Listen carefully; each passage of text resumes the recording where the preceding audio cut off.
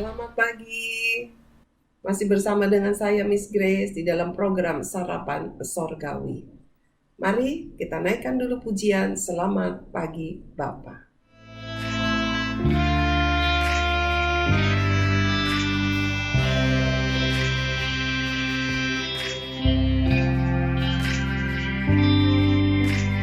Selamat pagi Bapa, selamat pagi Yesus, selamat pagi Roh Kudus. Terima kasih atas anugerah-Mu. Semalam telah berlalu, ku memuji, ku bersyukur, memuliakan nama-Mu.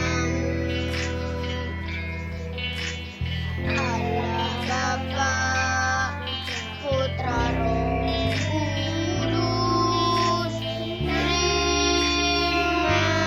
kasih. Mari kita berdoa. Bapa dalam surga, terima kasih buat cinta-Mu, buat kebaikan-Mu, buat kasih-Mu yang sangat luar biasa di dalam hidup ini. Pagi ini kami telah siapkan piring hati kami. Kenyangkan Tuhan, agar kami dikuatkan di dalam iman kami, disehatkan dalam rohani kami. Di dalam nama Tuhan Yesus. Amin. Siswa-siswi SKBB, para rekan kerjaku, para kerabat dan sahabatku, dan seluruh para pendengar yang telah menanti-nantikan firman Tuhan melalui sarapan sorgawi pagi hari ini. Firman Tuhan pagi hari ini berjudul Iman dan Pengharapanku. Kita percaya kepada Allah yang tidak terlihat, karena Allah yang kita sembah, yang kita kenal di dalam nama Tuhan Yesus Kristus adalah Allah yang roh adanya. Dia bukan zat, dia bukan zat padat, dia bukan zat cair, dia bukan zat gas. Dia bukan dibuat oleh seseorang, dia bukan buatan siapapun, tetapi dialah yang menciptakan segala-galanya. Dialah yang membuat segala-galanya. Dialah yang membuat apa yang tidak ada menjadi ada. Karena dia adalah Allah yang maha kuasa, maha hadir, maha segala-galanya. Mari kita memiliki iman kepada Allah kita. Karena Allah yang kita sembah adalah Allah yang roh. Iman artinya kita percaya. Meskipun tidak terlihat, tetapi kita percaya bahwa itu ada, bahwa itu terjadi. Berdasarkan apa? Berdasarkan firman Allah. Alkitab yang ditulis oleh manusia bukan hasil pikiran manusia, bukan pendapat manusia, tetapi itu adalah ilhaman, wahyu dari roh Allah yang diberikan kepada para nabi dan para rasul. Itulah sebabnya Alkitab dikatakan firman Allah, buku berisi firman Allah, ditulis oleh manusia, dicetak oleh para pencetak dan penerbit, tetapi semua itu diilhamkan oleh Allah. Sama seperti ketika seorang guru memerintahkan muridnya untuk menuliskan satu kalimat. Saya mempunyai baju baru. Padahal mungkin kamu gak punya baju baru, tetapi kenapa kamu tulis seperti itu? Siswa tulis seperti itu karena guru yang menyuruh. Ya. Demikian juga ketika Allah memberikan firman-Nya kepada para nabi dan para rasul untuk menuliskan perkataannya, menuliskan firman-Nya. Dan kita percaya itu firman Allah, itulah iman. Kita mau baca firman Tuhan di dalam Matius pasal 9 ayat yang kedua. Dari sejak awal pelayanannya di dalam dunia ini, Yesus selalu menyatakan tentang iman dan pengharapan. Ya, kita baca Matius pasal 9 ayat yang kedua. Maka dibawa oranglah kepadanya seorang lumpuh yang terbaring di tempat tidurnya. Ketika Yesus melihat iman mereka, berkatalah ia kepada orang lumpuh itu, "Percayalah hai anakku, dosamu sudah diampuni." Dikatakan ketika Yesus melihat iman mereka. Lalu dia berkata kepada orang lumpuh itu, "Percayalah hai anakku, dosamu sudah diampuni." Kita perhatikan kita perhatikan bagaimana Yesus berbicara tentang iman. Orang yang lumpuh ini, Yesus melihat orang-orang yang membawa si lumpuh ada iman. Dan ketika dia berkata kepada si lumpuh, dia berkata, dosamu sudah diampuni. Ternyata iman itu membuat dosa diampuni. Iman kepada siapa? Kepada Tuhan yang dapat mengampuni dosa. Kalau kamu beriman kepada saya, dosa kamu gak bisa diampuni. Karena saya bukan Tuhan yang dapat mengampuni dosa. Kita beruntung sekali kita percaya kepada Tuhan yang dapat mengampuni dosa. Kita beriman kepada Tuhan yang dapat mengampuni dosa. Apa maksudnya? Kita percaya bahwa Allah yang kita sembah adalah Allah yang telah datang sebagai manusia. Mengapa ia datang sebagai manusia? Supaya ia dapat memikul setiap kutuk dosa. Kutuk dosa siapa? Kutuk dosa manusia kita ini. Kalau Allah hanya berdiam di sorga, dia tidak dapat melakukan sesuatu. Karena bicara kutuk dosa adalah penderitaan. Dia harus mengalami penderitaan itu. Dia harus mengalami menjadi yang terkutuk. Oleh sebab itulah Allah harus datang ke dunia sebagai Yesus. Dia disalib, menanggung kutuk. Ya, bukan sebagai Allah yang lemah. Banyak orang yang berkata, kenapa sih kalau memang dia Tuhan kok dia bisa mati? Itu orang yang tidak mengerti. Ya, Allah yang datang sebagai manusia. Manusia kan bisa mati. Kalau dia sebagai manusia, dia harus mengalami kematian. Dia harus mengalami terkutuk sebagai orang yang berdosa. Ya, dia menanggung dosa itu meskipun dia tidak melakukan dosa setitik pun. Lalu dia bangkit di hari ketiga untuk membuktikan bahwa dia adalah Allah yang hidup, yang telah mengalahkan maut, sehingga orang yang beriman kepadanya tidak perlu lagi mengalami maut, tetapi beroleh hidup yang kekal. Itulah sebabnya dikatakan dosamu sudah diampuni, karena dia beriman kepada Allah yang dapat mengampuni dosa. Oke? Ya, anak-anakku yang Tuhan kasihi, bicara tentang iman. Kita baca lagi yuk ayat yang ke-22. Ayat yang ke-22 ya. Mulai ayat ke-20 aja deh ya. Matius 9 ayat yang ke-20. Pada waktu itu seorang perempuan yang sudah 12 tahun lamanya menderita pendarahan maju mendekati Yesus dari belakang dan menjamah jubahnya. Jumbai itu ujung baju bagian bawah, jubah yang paling bawah begitu, ya. Jumbai baju, jumbai jubah. Berarti wanita ini nggak jalan seperti biasa. Sakit perdarahan selama 12 tahun lagi, bukan hal yang main-main. Seorang ibu ketika melahirkan bisa saja kehilangan nyawanya karena mengalami pendarahan. Ya, artinya apa? Darah dari luka tidak berhenti mengalir sehingga kehabisan darah. Begitu. Dan wanita ini selama 12 tahun dia mengalami pendarahan, itu luar biasa kalau dia masih bisa hidup. Dan lebih luar biasa lagi dikatakan bahwa dia maju, ya, mendekati Yesus dari belakang. Kenapa nggak dari depan? Karena ya memang dia nggak bisa nguber Yesus, dia sudah begitu lemah. Dan saya katakan dia menjamah jumbai, artinya posisinya dia bukan berdiri tegak. Bukan lagi setengah bongkok, saya percaya bukan setengah membungkuk, mungkin merangkak begitu. Ya, merayap-rayap karena dia sudah tidak mempunyai kekuatan lagi. Apalagi orang begitu banyak berdesak-desakan mengikuti Yesus yang saat itu sangat fenomenal, kehadirannya pasti ada sesuatu mujizat terjadi. Mengapa dia begitu nekat? Karena dia sudah mendengar setiap ada Yesus, hadirnya Yesus mendatangkan mujizat, mendatangkan kesembuhan, dia ingin disembuhkan.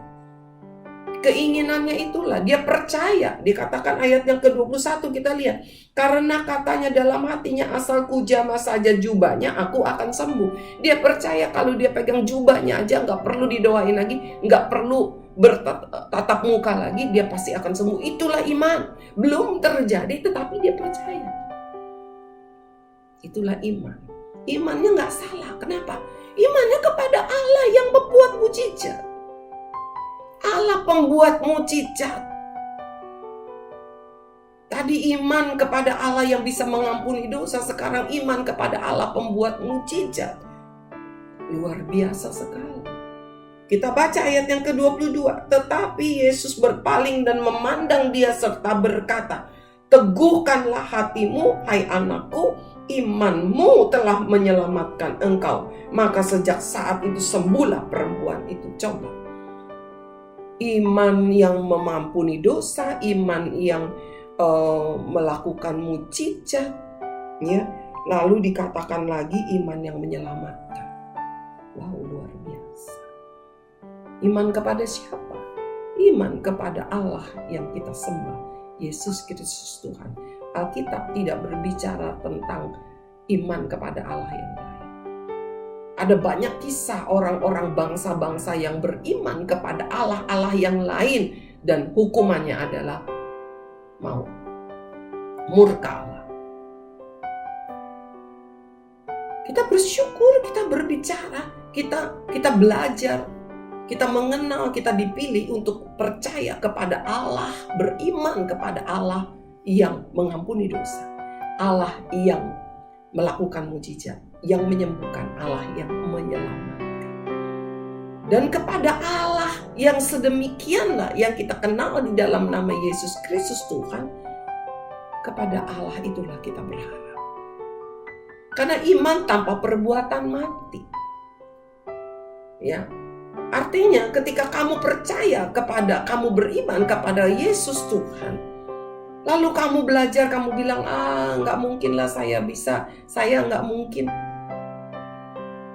Kamu berdoa, tapi kamu bilang, mana mungkin. Itu namanya iman tanpa perbuatan. Kamu berdoa, tapi kamu nggak belajar, itu iman tanpa perbuatan. Kamu berdoa karena kamu percaya apa yang kamu pelajari Tuhan akan berkati dan tidak sia-sia. Sehingga kamu dapat mengerjakan tugas-tugas yang diberikan oleh guru. Seorang ayah ketika mau pergi bekerja, seorang ibu ketika mau pergi bekerja berdoa. Dia meminta Tuhan memberkati, lalu berkata, aduh kerja begini aja gak ada hasilnya, sia-sia. Itu namanya iman tanpa perbuatan. Seseorang yang percaya kepada Tuhan Yesus ketika mengalami persoalan tetapi tidak pernah berdoa, itu namanya iman tanpa perbuatan. Bagaimana bisa berharap lagi? Apakah Yudas tidak kenal Kristus? Dia sangat kenal banget. Ya, sangat-sangat kenal, tapi dia tidak punya pengharapan. Dia mati bunuh diri. Seorang anak Tuhan yang mengaku percaya kepada Tuhan Yesus, ditulis agamanya Kristen, tetapi mati bunuh diri. Artinya dia imannya tanpa perbuatan. Iman dan pengharapan tidak dapat dipisahkan. Kalau kamu punya iman kepada Kristus, engkau berharap juga kepada Kristus. Bukan berharap kepada uangmu, bukan berharap kepada kekuatanmu, bukan berharap kepada apa yang ada di dalam dunia ini. Tetapi engkau berharap kepada Kristus. Berharap bahwa dia menolong, berharap dia memberkati. Dan pengharapanmu tidak sia-sia. Pengharapan itu tidak akan pernah mengecewakan. Kenapa? Karena engkau berharap kepada Allah yang mengampuni dosa, Allah yang menyembuhkan, Allah yang menyelamatkan, Allah yang menciptakan dunia ini, Allah yang menciptakan kita, Allah yang memberi nafas kepada kita. Oleh sebab itu apapun yang engkau alami, jangan pernah imanmu menjadi lemah. Jangan harapmu menjadi hilang. Tetapi tetaplah hidup di dalam iman dan pengharapan kepada Kristus. Inilah pesan yang Tuhan sampaikan pada pagi hari ini. Pandemi memang belum selesai. Tetapi jangan pernah putus. Jangan pernah menjadi hilang iman dan pengharapanmu kepada Kristus. Karena semua itu tidak akan pernah sia-sia. Karena semua itu tidak akan pernah nol hasilnya. Abraham berharap sekian puluh tahun. Di dalam usianya yang sudah sedemikian lanjut, dia tetap mengalami bagaimana imannya tidak sia-sia. Anak-anakku, para kerabat dan sahabatku, rekan-rekan kerjaku, apa yang sedang kau alami saat ini? Jangan biarkan imanmu menjadi lemah. Jangan biarkan pengharapanmu menjadi pudar. Taruh iman dan pengharapanmu kepada Yesus Kristus Tuhan, bukan kepada apa yang engkau miliki. Karena apapun yang kita miliki akan habis, bisa lenyap, bisa rusak, bisa hilang. Tetapi iman dan pengharapan kepada Kristus tidak akan dapat dirampok, tidak akan pernah dapat direbut oleh apapun. Jaga itu, pelihara itu, tetap kuatkan iman dan pengharapan kepada Dia, satu-satunya Allah yang mengampuni dosa, satu-satunya Allah pelaku mujizat, satu-satunya Allah yang dapat menyelamatkan, memberikan hidup yang kekal, yaitu Yesus Kristus Tuhan. Mari kita dengarkan pujian ini.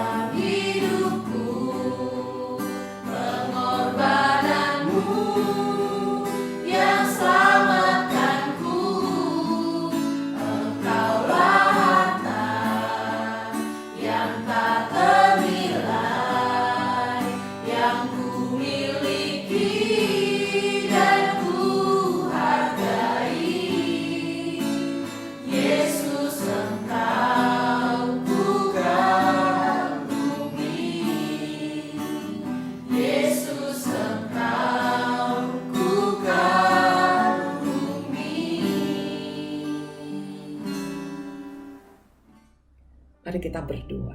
Bapa dalam surga, terima kasih. Firman-Mu kembali mengingatkan dan menguatkan kami. Iman kami, pengharapan kami. Kami tidak mau biarkan goyah.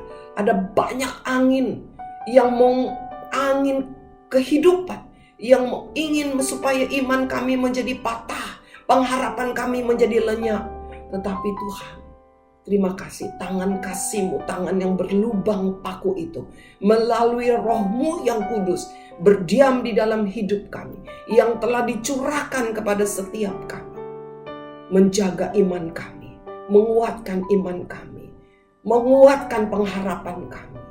Bahwa iman dan pengharapan kami kepada Yesus Kristus Tuhan, Allah yang roh, yang dapat mengampuni dosa, yang dapat menyembuhkan, yang melakukan mujizat, yang menyelamatkan, tidak akan pernah sia-sia. Terima kasih ya Tuhan. Hamba berdoa untuk setiap orang tua, untuk setiap yang mendengarkan firman Tuhan pagi hari ini. Kuatkan iman mereka. Biarlah pengharapan mereka akan terbukti satu hari kelak. Mari ya Tuhan, jangan biarkan iman pengharapan mereka hilang begitu saja. Tetapi biarlah di dalam kasih karunia-Mu, Engkau memberikan kekuatan yang baru setiap saat. Jadilah kuat di dalam nama Tuhan Yesus. Jadilah sembuh di dalam nama Tuhan Yesus. Dosamu diampuni. Engkau disembuhkan. Engkau dipulihkan.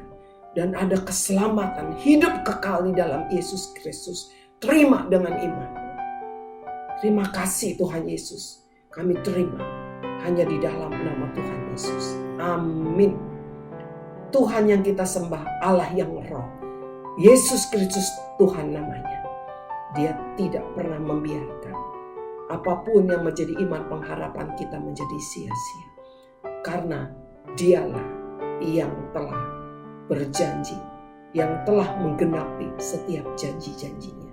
Tuhan Yesus memberkati. Sampai bertemu besok.